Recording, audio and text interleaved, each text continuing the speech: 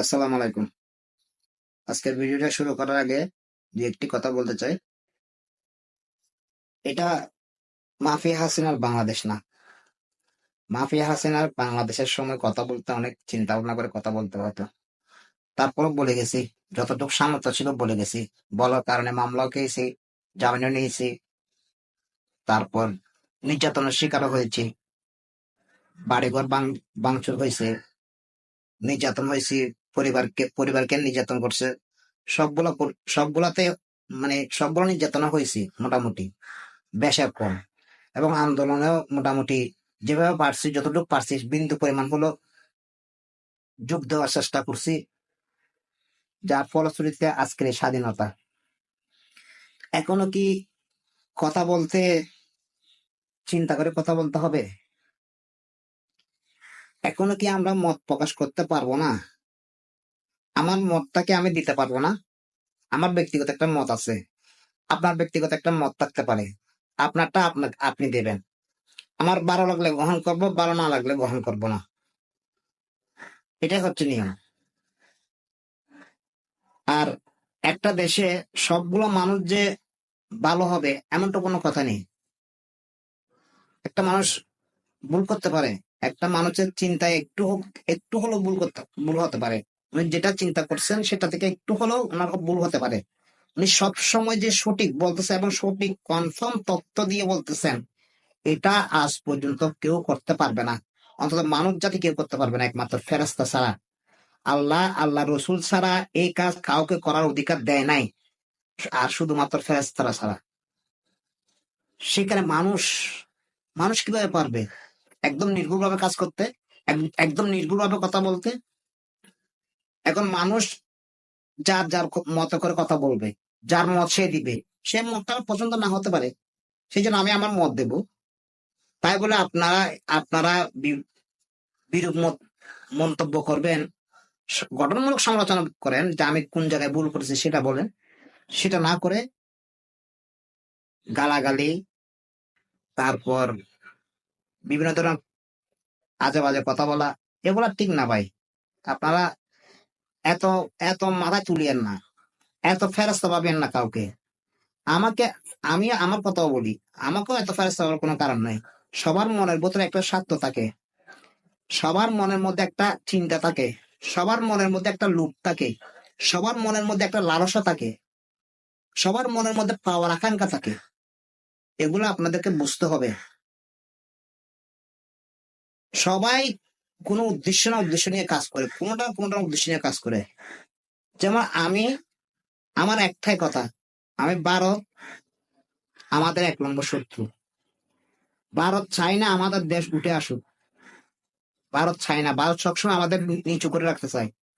আর হয়তো আপনি বলতেছেন দেশে বসে পত্রিকা পড়ে বিভিন্ন ভিডিও দেখে। আমি ভারতে 5 বার ভারতে গেছি। সেই 5 বার ভারতে গিয়ে অন্তত প্রথমবারের কথা বাদ দিলে 4 বার ভারতে গেছি। এই 4 বার আমি নিজে গেছি ঠিকই, কিন্তু আমি ওখানে আমার কাজটা করেছি। ভারতের মন মানসিকতা আমি বোঝার চেষ্টা করেছি, তাদের মন মানসিকতা এত জঘন্য। বাংলাদেশের প্রতি এদের মন মানসিকতা এত জঘন্য, বিশেষ করে মুসলমানদের প্রতি এদের মন মানসিকতা এত জঘন্য, সেটা বলার মতো না। সেটা আমি জানি, সেটা আমি বুঝি। তারপরও সবকিছু বুঝে শুনে কথা বলতে হবে। যার মত তাকে দিতে হবে, যার স্বাধীনতা তাকে দিতে হবে। যাক, অনেক বলে ফেললাম, ভুল টুটে হলে ক্ষমা করবেন। মূল প্রসঙ্গে আসি। কয়েকদিন আগে স্বরাষ্ট্র উপদেষ্টা একটা বিজ্ঞপ্তি জারি করছিল, যারা অবৈধ ভারতীয়রা বাংলাদেশে অবস্থান করতেছে বা কাজ করতেছে তাদেরকে বৈধ হওয়ার জন্য অনুরোধ করেছে। বৈধ হওয়ার জন্য দেশে থাকার জন্য একটা কাগজপত্র তৈরি করতে বলছেন উনি। সেই স্বরাষ্ট্র উপদেষ্টা সম্ভবত কয়েকদিন আগে উনি একটা অনুষ্ঠানে বলছিল প্রায় 26 লাখ ভারতীয় অবৈধভাবে বাংলাদেশে কাজ করে। এটা নিয়ে এক একজন এক এক মত। কেউ বলে 26 লাখ, কেউ বলে 5 লাখ, কেউ বলে 10 লাখ, এরকম একটা মোটামুটি মত প্রকাশ করে। তো আসলে কত লাখ সেটা আসলে কোনো হিসাব করে বের করার সুযোগ হয় না, কারণ 15 বছরে ছিল ভারতের কেনা বান্দি হাসিনা। সে বান্দি তো কাউকে করতে দিবে না। ভারত তার স্বামী রাষ্ট্র, সেই জন্য কাউকে করতে দিবে না এটা, এই কাজটা কেউ করতেও পারবে না। সেই জন্য এটা তেমন কেউ করছে বলে প্রপারলি আমার মনে হয় না, তবে এখন করবে।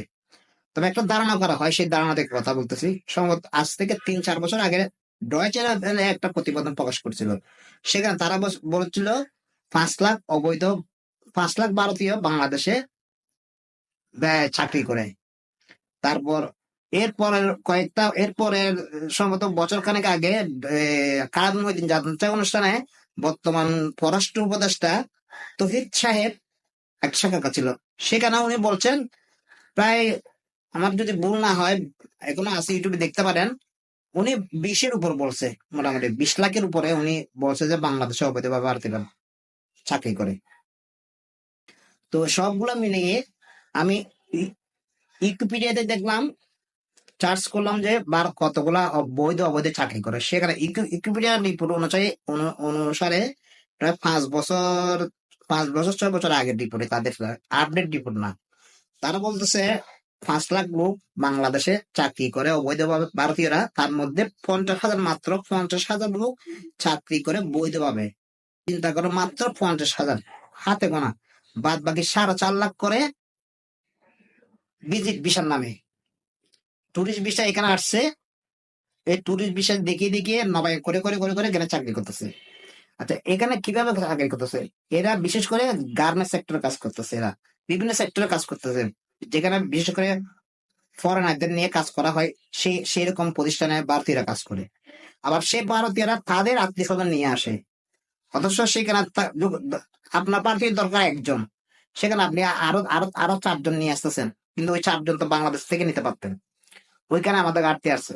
তাহলে এই যে ভারতীয় এখানে চাকরি করতেছে, ফলাফলে আমাদের দেশের বেকার গুলা চাকরি পাচ্ছে না, আমাদের দেশের লোকেরা চাকরি পাচ্ছে না। যেখানে যদি 27 লাখ, যদি 27 লাখ, তো যদি একটা আনুমানিক হয়, এটা তো সঠিকভাবে বলতে গেলে এটা 30 লাখের উপর চলে যাবে। তাহলে এই যে একটা বড় অংশ ভারতের জনগণ বাংলাদেশে চাকরি করতেছে অবৈধভাবে, আমি যদি ধরে নিই বৈধভাবে করুক, বৈধভাবে কেন করবে? আমাদের দেশে তো লোকের সংখ্যা, চাকরি করার লোকের অভাব নেই। আমাদের দেশে তো বেকার সংখ্যা প্রায় 1 কোটি কাছাকাছি। তাহলে আমাদের দেশে তো কর্মসংস্থান প্রয়োজন। তাহলে আমরা ভারতের লোক আনতেছে কেন? আনতেছে, আমাদের দেশে কি দক্ষ লোকের অভাব? না, অভাব না। আমাদের শুধু একটা জায়গায় অভাব, একটু লক্ষ্য করে খেয়াল করিয়া। আমাদের তরুণ সমাজ, যুব সমাজ সবাই শিক্ষিত এবং কর্মঠ, চাকরি, যে কোনো চাকরি করার মতো মেধা রাখে। শুধু একটা জায়গায় আমাদের দুর্বলতা আছে, সেটা হচ্ছে ইংলিশ, যেটা খুবই প্রয়োজন। বিদেশি বাইরের ফরেনারদের সাথে কমিউনিকেশন করার জন্য, তাদের সাথে যোগাযোগ করার জন্য ইংলিশটা খুবই প্রয়োজন। কিন্তু আমাদের একজন এমবিএ করা ছাত্র ঠিকভাবে ইংলিশ বলতে পারে না। এটাই হচ্ছে আমাদের মূল সমস্যা। এই কারণেই আমাদের দেশের বড় জায়গাগুলোতে, বড় পোস্টগুলোতে ব্যবসায়ীরা দেশের লোককে নিতে চায় না। কারণ ওই যে বললাম, ল্যাঙ্গুয়েজের একটা ব্যাপার স্যাপার। অথচ আমাদের শিক্ষার মানটা করা হয়েছে ওইভাবেই। আমাদের শিক্ষা নিয়ে আমি পরবর্তী একটা ভিডিও করব, আশা আবার আমি একটু ডাটাটা গুলা কালেকশন করতেছি, তথ্য প্রমাণ গুলা, তারপর কথা বলবো। যাক, এই কারণে আমাদের এখানে সমস্যা। তারপর ঠিক আছে, বা আপনার এই একটা প্রতিষ্ঠানের প্রয়োজন, প্রথম সারির একজন আনলেন, ঠিক আছে, কিন্তু এর পরবর্তী ধাপে আরো যে 4-5 জনকে বসাইছেন, ইন্ডিয়ান গুলা, এদেরকে কেন বসাইছেন? এই লোকগুলো তো আমাদের বাংলাদেশের লোক হতে পারতো, আমার দেশে কর্মসংস্থান হতে পারতো। তাছাড়া ভারতে যে আমাদের দেশটা মোটা একটা অঙ্ক চলে যাচ্ছে, যেটা কেউ বলতেছে 10 বিলিয়ন, কেউ বলতেছে 5 বিলিয়ন, কেউ বলতেছে 15 বিলিয়ন। তবে উইকিপিডিয়াতে দেখলাম 5 বিলিয়ন লেখা আছে। 5 বিলিয়ন হলো আমাদের মুদ্রা হিসাবের 4 ভাগের 1 ভাগ নিয়ে যাচ্ছে এরা। আবার ইন্ডিয়ান বৈদেশিক মুদ্রা আয়ের দিক দিয়ে 4র্থ স্থান হচ্ছে বাংলাদেশ, প্রথম স্থান দুবাই, বা তারপর দ্বিতীয় স্থান সৌদিয়া, তৃতীয় স্থান সম্ভবত মালয়েশিয়া, 4র্থ স্থান হচ্ছে বাংলাদেশ। আমাদের দেশ হচ্ছে তাদের জন্য 4র্থ স্থান। আমাদের দেশ থেকে এইরকম টাকা ইনকাম করতেছে ভারত, অথচ আমাদেরকে বলে গরিব রাষ্ট্র, আমাদেরকে বলে নুন নামতে পান্তা ফুরায়, আমাদেরকে বলে আমরা ঠিক মতো খেতে পারি না, আমাদেরকে বলে আমরা, আমাদের কাছে টাকা পয়সা নাই, আমরা মানুষের কাছে হাত পেতে চলি। আমরা যদি মানুষের কাছে হাত পেতে চলি, তাহলে তোদের তোদের ভারতের লোকগুলা এখানে এসে কেন আমাদের দেশে কাজ করতেছে? আচ্ছা, আমি আরেকটা জিনিস চেক করে দেখলাম উইকিপিডিয়াতে, বাংলাদেশের কতজন নাগরিক বৈধ অবৈধভাবে ভারতে কাজ করে? উইকিপিডিয়া বলছে সঠিক কোনো তথ্য তার কাছে নেই। তো ভারত বলতেছে ভয়ঙ্কর কথা, ভারত বলতেছে ভারতে নাকি 1 কোটি লোক অবৈধভাবে চাকরি করে, বাংলাদেশের লোক 10 বিলিয়ন, 10 মিলিয়ন, 10 মিলিয়ন কত, 1 কোটি, 1 কোটি লাখ মানুষ ভারতে চাকরি করে, বাংলাদেশের মানুষ। এটা কি এরা এরা এরা তো গোমূত্র খায়, তো এদের মাথায় গোমূত্র ছাড়া আর কিছু নাই। না হলে গোমূত্র যারা খায় তারা এই ধরনের একটা চিন্তা করতে পারে যে বাংলাদেশের মোট জনগণ হচ্ছে 16-17 কোটি, সেখানে 1 কোটি নাকি তাদের দেশে অবৈধভাবে কাজ করতেছে। তো এরা তো গোমূত্র খায়, সেই জন্য তাদের চিন্তা ভাবনা এরকম হয়। যা হোক, তো আমাদের মূল জায়গাটা হচ্ছে আসলে আমাদের দুর্বলতা হচ্ছে ইংলিশে। আমাদের ছাত্ররা লেখাপড়া শিক্ষা গ্রহণ করে সবকিছু দিক দিয়ে ফিট থাকে, মেধা, যোগ্যতা, পরিশ্রমে সবকিছু দিয়ে পারফেক্ট। শুধু একটা জায়গায় আমাদের দুর্বলতা, সেটা হচ্ছে ইংলিশ। সেই ইংলিশের কারণে বিভিন্ন প্রতিষ্ঠানে, বড় বড় প্রতিষ্ঠানগুলোতে আমাদের দেশের ছেলেরা সুযোগ পায় না। তো ঠিক আছে, আমি তো বললাম, আগে বলছি আমাদের দেশের যে বড় জায়গা সেটা আপনি না হয় বসালেন, বৈধভাবে বসান, কিন্তু পরবর্তী দেশ স্থানগুলোতে আপনারা ইন্ডিয়ান লোকগুলোকে কি জন্য চাকরি দিচ্ছেন? চাকরি আমাদের দেশের লোক, আমাদের দেশের লোকেরা বেকার। তাছাড়া আমাদের দেশে তো অনেক বড় ক্ষতি হচ্ছে, আমাদের দেশের বৈধভাবে আসুক, বৈধভাবে চাকরি করলে তো আমাদের দেশ থেকে টাকা নিয়ে যাচ্ছে, টাকা তো আমাদের দেশে থাকতো। সবকিছু বিবেচনা করে আমার মনে হয় স্বরাষ্ট্র উপদেষ্টা একটা ভালো উদ্যোগ নিয়েছে। আশা করি এই ব্যাপারে ভালোভাবে খোঁজখবর নিয়ে একটা চূড়ান্ত একটা প্রতিবেদন করে, সেই প্রতিবেদন অনুযায়ী একটা কাজ করা খুব দরকার। আর ভারতকেও বোঝানো দরকার যে এটা এখন আর হাসিনার বাংলাদেশ না, এটার হাসিনার বাংলাদেশ না। হাসিনার সময় যা পেয়েছিল সেটা ছিল বোনাস, এখন অন্তত বোনাসটা ছাড়তে হবে, এখন রিয়েলিটি মেনে নিতে হবে।